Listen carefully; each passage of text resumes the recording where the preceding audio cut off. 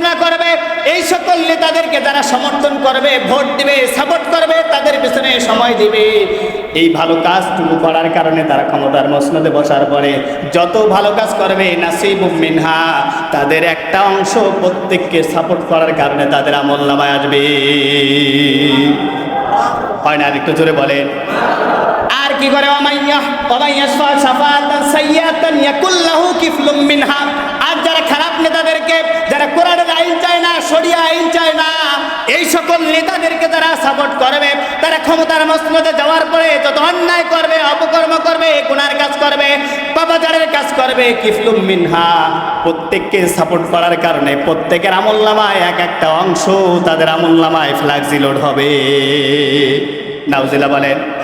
তাহলে আপনার সমর্থনটা যদি ভালো লোকের পিছনে না হয়, যারা রাত মসজিদে মেম্বারে দাঁড়িয়ে ইমামতি করতে পারবে, যারা জানাজার ইমামতি করতে পারবে, যারা ঈদগাহের মাঠের ইমামতি করতে পারবে, যারা সংসদের মধ্যে কোরআনের আইনের পক্ষে কথা বলতে পারবে, এই সকল নেতাদেরকে সাপোর্ট করলে, সমর্থন করলে লাভ আছে না নাই? অবশ্যই আছে। লাভ আছে না নাই? তাহলে আমাদেরকে এই বাতিল পথভ্রষ্ট নেতাদেরকে সাপোর্ট করা যাবে